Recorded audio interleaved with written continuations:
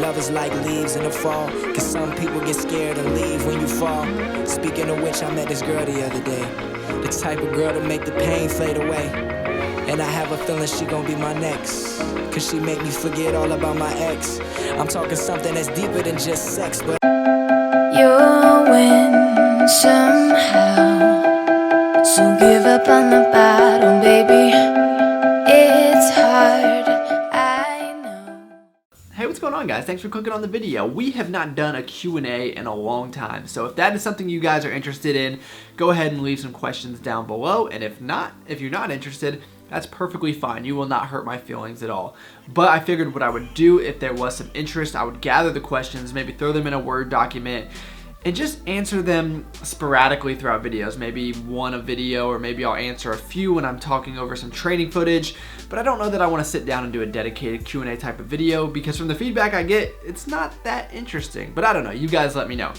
So this next point, I didn't know if I wanted to bring this up, because this might put some of you guys to sleep, but I really enjoy books, audiobooks specifically, because I don't have a lot of time to sit down and read, so audiobooks make it great for when I'm driving to work and back.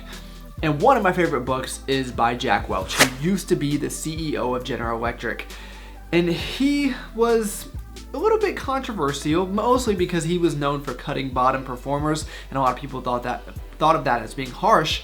But one of the things that I really appreciate about Jack Welch is he is big on candor. Now, I don't need to read this to you guys. You guys can read, but essentially candor is just being open and honest. And I'm big on this as well, because in the politically correct world that we live in, I feel like this is kind of few and far between. You don't see a lot of candid people anymore. Now, I'm not saying go out and be a jerk to everyone or purposely offend someone, but just be okay with voicing your opinions, even if it might go against status quo. Just make sure that you're being respectful, obviously. But I think it's good to just put it all out there. I think people will respect that, and that's really one of the things that I try to do on this channel. I try not to beat around the bush around things. I try to just be as upfront and forthcoming as I can. So I guess this kind of ties into this next point, because I was a little reluctant to do this, just because sometimes I feel like people will put out a video and the only purpose of putting out a certain video is to sell you something. And sometimes I'll watch a video, it's like 8 minutes, and clip after clip it's like, oh, blah blah blah, not any substance, but you can buy this from me. And this is not what I wanted to do with this. So I just kind of want to show you what I am doing now, because I'm doing higher rep workouts. And because of that, food was not sitting in my stomach that well. So I decreased the amount of food that I'm eating before I go to the gym, and I've replaced that with branched chain amino acids, just so my appetite does not get in the way. Because when I get hungry when I work out, then it affects it in a negative way. So I'm not telling you guys that you need to go out and buy branched chain amino acids and then you will have the most gains that you've ever seen in your life. What I'm saying is this is what I am doing, and it's a nice luxury that I get these things for free.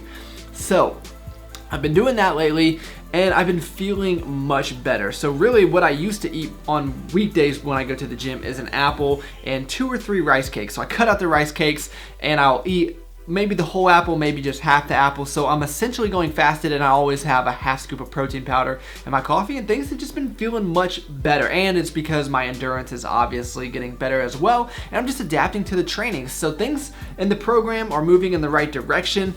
It's very repetitive, so like I said, let me know what you guys want to see in this program. I'm benching a lot, I'm squatting a lot, and I'm deadlifting a good amount. So I'm deadlifting twice a week, squatting 3 times a week, benching 5 times a week, like I mentioned in my last video.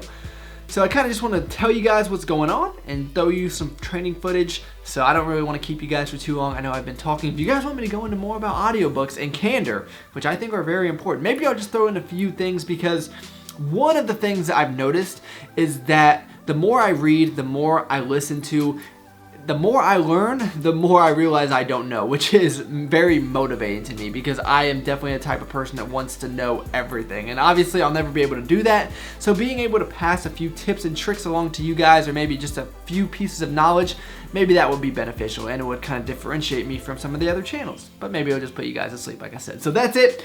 I'm actually gonna go downstairs, and actually I'll talk to you guys down there. So a few months ago, Rich Homie David was like, dude, you need to try warming up a Cliff Bar in the microwave. It is fantastic. And I was like, that sounds pretty delicious, actually. I will try that. And he just left me another comment today like, hey man, you need to try the Cliff Bar in the microwave like you said you would. So that's what I'm going to do. I had to stop on my way home to pick one up, but I think it's worth it. And I don't know about you guys, but I think Cliff Bars are one of the most underrated foods ever. Yeah, they have terrible macros. I realize that. Not terrible, but not good. Not Quest Bar macros. But they're just so good. I feel like they're very satiating. So let me know if I'm the only one out there. I've never tried one in the microwave, so I'm looking forward to this. Oh yeah. That's great. Good call, man. Good call. It's just missing one thing. We all people, all equal, we all the same. Looking for control, trying to play the game. We all got issues, just different magazines. Going to bed on a full stomach is the best. I will talk to you guys tomorrow morning. Until I realized I belong and had nothing to fear.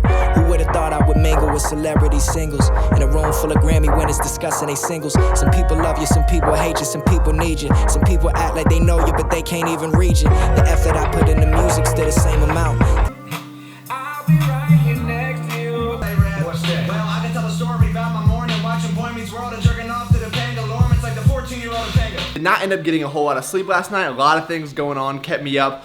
But everyone goes through that. That is not unique to me. So I woke up a little bit tired, which is strange because, you know, I don't get tired. But we're going to push through. I am going to kill this workout. That is the only thing that I know. This is the best hour of my day. You know, I have an hour to myself before all the crazy world starts up. So we're going to get to it. The cool thing about this program is the way Garrett has built it is if you hit certain numbers on your AMRAP, the weights will actually increase from week to week. So I think I started at 220 pounds on squats. Last week was 225, and I think I hit 16 on my AMRAP, so now I'm at 240. So we'll see how this goes. So I'm going for at least 15. That's the thing about these AMRAP sets. It's good to have at least a number in mind. I feel like that's something that helps me because if I just go in with no goal whatsoever, I find it a little bit more difficult. And I was playing it a little bit more cautious on AMRAP sets, but now that I'm getting deeper into the program and feeling more comfortable with it, I'm gonna start pushing myself a little bit more. And it's so hard to breathe. Yeah.